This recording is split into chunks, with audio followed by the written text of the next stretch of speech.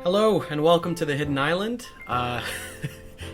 This is probably not how you're used to seeing me, okay? Let's get the elephant out of the room. Probably wondering why I'm in front of a camera right now, and that is because I'm introducing a new video format to the channel called Behind the Bar, where I get to talk about subjects that are usually shorter than the ones I would normally cover in my videos. Maybe there's not enough details to talk about to make a full-length video on it.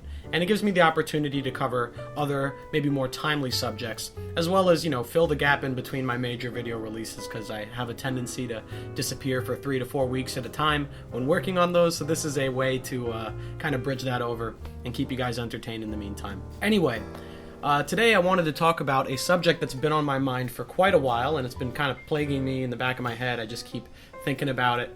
And that would be Rox de Xebec and what his true nature was. There's this prevailing thought in the community that Rox is this boss of all bosses, this monster, hidden in history, this really, really evil guy.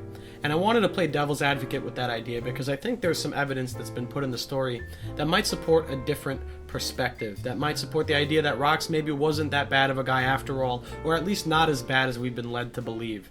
So I'll get to that in a second. Of course, before we do that, please remember to like and subscribe to the channel if you haven't already. And if you're looking to give that extra little bit of support to the channel, I did recently start a Patreon, so please check that out. And a big thank you to all of my supporters up until now, everyone who has donated to the Patreon already. It really does help the channel out a lot, and it allows me to make more content like this more frequently. So if you're interested in doing that, there will be a link in the description, so please go check that out if you have the time. Anyway, Rox. Is there a possibility that Rox was maybe not such a bad guy after all, or at least he was not the villain that we've been led to believe he was? I know it might be a bit of a stretch of the imagination to picture Rox as a good guy right now, but, bear with me for a second. I do think there are some details in the manga that can support this idea, and I'm going to start with a big question. Who is the primary source of information we have on Rox? Where did we get most of the Rox backstory from? Spoiler, it's the world government. The primary source of disinformation in the story, like the one faction that is notorious for spreading lies, altering history, erasing history in order to suit their narrative. I feel like if you asked most One Piece fans out there this question, would you trust what the world government has to say? A majority of them would probably say, no, not at all. In fact, I'd say most, if not all people, would say, no, I wouldn't trust the world government. However, I don't see that many people questioning the Rox backstory. And I want to talk about chapter 957, where Sengoku is talking about Rox and the history of God Valley, and how Garp got his title as the hero of the Marines, right? And he starts by mentioning that Rox was this villain, this infamous pirate who was known the world over for his violence and for, all the terrible things he did. And how he wanted to be king of the world, and he broke all these government taboos. Well, let's stop there, okay? What are some of the government taboos? What is a taboo thing to do in the One Piece world for the world government? Well, rebelling against the world government for one, like seeking freedom, trying to learn about the ancient history and seeking out the poneglyphs or looking for the ancient weapons. These are all things that we've kind of come to associate with the good guys, the protagonists of the story. This is what Luffy's doing right now. That's what Roger did. Finding the One Piece is a huge taboo. There's so many things that would be considered taboo to the world government, and almost all of them can be considered probably good things. These are the things that the good guys tend to do, not the bad guys. So I would say anything that goes against that is probably not that bad of a thing overall, maybe aside from the ancient weapons, okay? And then there's this whole story, right, about how Garp, doesn't talk about Rox and everything that happened at God Valley because of two things. One, because he had to work together with Roger in order to do it, and two, because of a very interesting detail where Roger and Garp had to defend the Celestial Dragons and their slaves from Rox. In any other context, this would stand out to everyone as an extremely out of character thing for those two characters. I don't take Garp and Roger for the type of guys that would enable slavery, right? Because by defending the Celestial Dragons, you are enabling the continued captivity of those slaves, and I just don't really see that being something that they would do. So this story kind of screams propaganda to me, and let me tell you why, okay? Because let's think about this. If you want to erase someone from history, if you want to completely tarnish someone's legacy, how do you do it? Well, you create a narrative where they're this evil, irredeemable person, and there's a hero that rises up against him and defeats him and saves the day. Yay, the celestial dragons get to go home with their slaves, which is probably the narrative that the celestial dragons would want to put out, right? They want to make them out to be the good guys, the victims, right? The celestial dragons are the victims here that Roger and Garp had to protect. And Garp becomes this big hero, and the world government props him up as the hero of the Marines, and it's a big, essentially, propaganda piece. And that's probably why Garp doesn't want to talk about it much, because maybe the story is fake.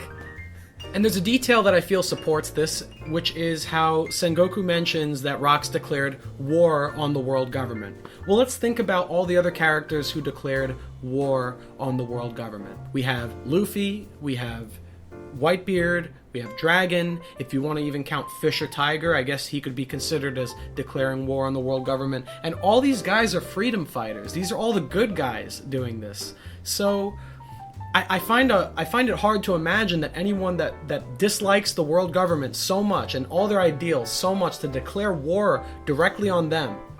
I have a hard time imagining this is a completely evil person.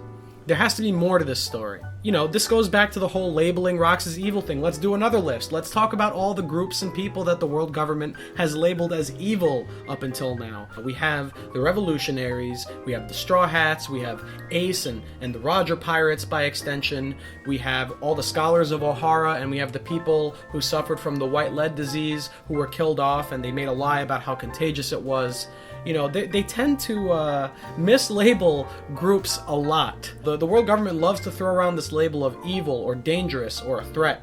But a lot of the times they're not a threat. All the people and groups I just named, for the most part, are, you know, good guys. They're the good guys. They're the people that are, you know, innocent in all this. And the world government labels them as evil and tries to eliminate them because of whatever weird, sick agenda they have. And you know, if they're putting Rocks in this group too, alongside these other people, and he's supposed to be this major villain, he kind of stands out as the black sheep of the group. He's the odd one out. So, you know, in summary here, I don't trust anything they have to say about him. I think there's a different story to be told about God Valley. And this is important because in the same chapter, we get this rundown of all the Yonko, right? We see their bounties, and they talk about how, you know, the Yonko all used to be part of the Rocks crew at some point. And let's talk about the Yonko for a second, okay?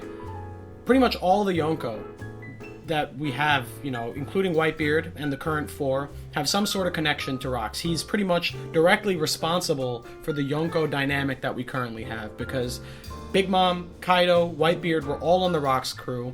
Blackbeard is very clearly directly inspired by Rocks due to his, you know, affiliation with Fololed Island, you know, the ship name. There's a bunch of details that pretty much connect them. One that I noticed in the Kaido flashback was that Rocks' ship is very clearly inspired by the design of the Queen Anne's Revenge, the real-life Blackbeard's pirate ship. And then you have this theory with Shanks. You know, it's a great theory, and I personally subscribe to it, where Shanks is possibly the son of Rocks D. Xebec. He was, you know, there at God Valley as a child, and then brought onto the ship by Roger and adopted into the crew. And there's maybe sort of a thing with that, where like Garp maybe knew that and then kept quiet about it so that the world government wouldn't kill Shanks, and thus Roger was able to trust Garp to take his kid later in the future. They kind of had this like exchange sort of situation. That's why Roger was able to place his trust in Garp to look after Ace. So, long story short, even Shanks may have a direct connection to Rocks here. You know, each of the former Rocks pirates, and that includes a good chunk of the Yonko, at some point in their life had a very noble goal. Big Mom, as a child, wanted to achieve peace and freedom through equality. She wanted everyone to sit at the same table, which on paper is a wonderful idea. Like, that is a very humanitarian thing to want. Kaido, you know, also wanted to achieve freedom, although his was a little bit more misdirected, and he wanted to achieve it through, you know, survival of the fittest. But we do see him rescue King from torture and imprisonment at what I can assume is Punk Hazard. I mean, that's a good guy thing to do. That's not a bad guy thing to do. Kaido took him under his wing. King even mistook him for Joy Boy. So there's also a degree of like kindness or genuine, you know, morality from Kaido that at one point was present in his personality. And then there's Whitebeard. Can we talk about Whitebeard for a second? How did this guy end up on the crew? If Kaido's dream was to achieve freedom through strength, and Big Mom's dream was to achieve freedom through equality, then Whitebeard's dream was probably to achieve freedom through unity or family. That's like a big theme of his. He's one of the most kind and heroic characters in the story, and he's supposedly on this crew with this evil mastermind, this horrible monster of a pirate. That doesn't really line up with me. Here's another thing that doesn't line up with me. Whitebeard's biggest cardinal sin aboard his ship is killing your own crew. You just don't do it. That's the one thing he will not tolerate. He considered Teach, by the way, is supposedly, very connected to Xebec and possibly directly inspired by him, right? People think that Teach is like the second coming of Xebec. Well, if that's true, then that's odd, because Whitebeard considers Teach to be a massive fool. And he hated Teach, and he wanted to punish him for his misguided actions. That's the big rule for Whitebeard. You don't kill anyone aboard his ship. And yet, the Rocks pirates were very well known to kill fellow crewmates. The infighting was a very, very common theme of the Rocks pirates. So that's like the exact opposite of a crew that Whitebeard would want to be a part of. And what about becoming king of the world, right? If Rocks was to become king of the world, what would his vision for the world be? I'm assuming it's also some form of freedom, right? Every one of the Rocks pirates seemed to have some desire for freedom, just a different interpretation of it. Maybe they all came away from God Valley and went their own ways with their different take on what freedom or what achieving freedom should be. If Rocks was this evil person and he wanted to become king of the world, what was his ideal? And if it was an evil ideal, if it was a horrible thing, if he was going to create a horrible world, why would Whitebeard back this guy? Why would he support him? Why would he be a part of this crew? Yeah, so that's kind of weird to me. Something doesn't sit quite right in my mind when I think about who's on the Rocks crew and why they were on the Rocks crew. There was a lot of infighting. And this goes back to what I was saying with Garp and Roger, that perhaps, the story that we got wasn't what actually happened. And I think that because the Rocks crew were so, antagonistic towards each other, they really didn't get along. There was a lot of infighting. We see this flashback where Kaido goes to God Valley with Big Mom, and you see Kaido smirking, and then afterward Big Mom's calling him a rat and is asking where he disappeared to during the conflict at God Valley. What I'm trying to say is possibly there was some form of betrayal that happened within the crew. And we did hear this line in the story before, that pirate alliances are often marked by betrayal. So possibly the real thing that happened at God Valley was the crew destroyed itself from the inside. Which would mean that maybe the villains that we've come to know in the Yonko saga are the bad guys, not their captain. Maybe they're the ones that betrayed him, and he had a very different vision than they did. And this is why they went their own separate ways. So yeah, I don't think God Valley was just a straightforward hero versus villain situation. I think there may have been a pirate betrayal that happened there that led to Rocks' downfall. And the last thing I want to talk about is this one panel where Kaido is fighting Luffy, right? And he says the big "how high will your ceiling go" line. Behind Luffy you see these silhouettes, these images of all these other great pirates, including Roger, Whitebeard, Shanks, Odin, and then Rocks. Very importantly, Rocks. All the people that were around in the Rocks crew back then and that were there for the God Valley incident don't like to talk about it because they didn't get along. They hated each other. So why is Kaido, considering Rocks as this figure that he respects here? Because he puts these 5 people behind Luffy. There's 5 people that are shown behind Luffy here, and these are all people presumably that Kaido respects, due to their strength probably. It's just weird to me that Oda would compare Rocks to Luffy. You have all these other 4 people, and all 4 of those guys are good guys. Odin, Roger, Whitebeard, Shanks, these are all good people, and then there's just Rocks. He's the odd one out here yet again, and that's what leads me to believe that maybe he's not the odd one out. Maybe he is actually right where he belongs. Maybe he actually is comparable to these other great figures from history, these other good guys.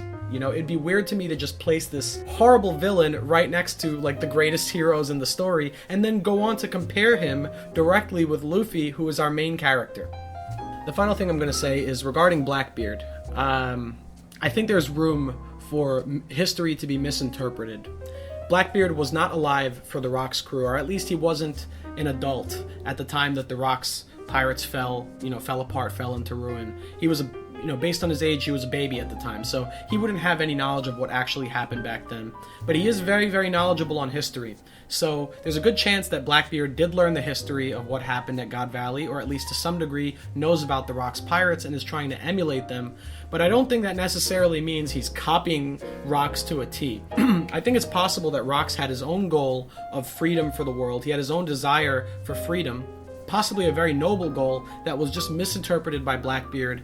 And we see how he talks about, we see Blackbeard talk about freedom, partying. He shares a lot of the same values that Luffy does, actually. It's just a very twisted, bizarro world version of Luffy's ideals, where you can eat and drink and do whatever you want and have as much fun as you want and be free, but it also comes at the cost of, having to defend yourself from everyone else around you who can just kill you as they like if you're not strong enough. That's kind of how things work on Full of Lead Island. So I think it's possible that Blackbeard may be misinterpreting Rox's legacy. Maybe Rox wasn't proto-Blackbeard. He wasn't this evil guy. So that's pretty much all I wanted to talk about today. Yeah, it might be a longer video than I originally planned for it to be, but these are just my thoughts going out there. Let me know what you guys think down in the comments below. I'd love to hear your thoughts, and just keep an eye out. When we learn more about Rocks in the story, I think we should just be constantly comparing any new information we get about the Rocks pirates. We should try and directly compare that with what we originally were told by Sengoku. I think it'll prove for some interesting developments. You might notice some inconsistencies in the story. At least that's what I think is going to happen. So until next time, guys, thank you for watching. I hope you enjoyed this new format of video, and there'll be more like this to come. I'm going to be uploading these more frequently. So until next time, I'll catch you later. Have a great day and a great night wherever you are, and yeah, peace out.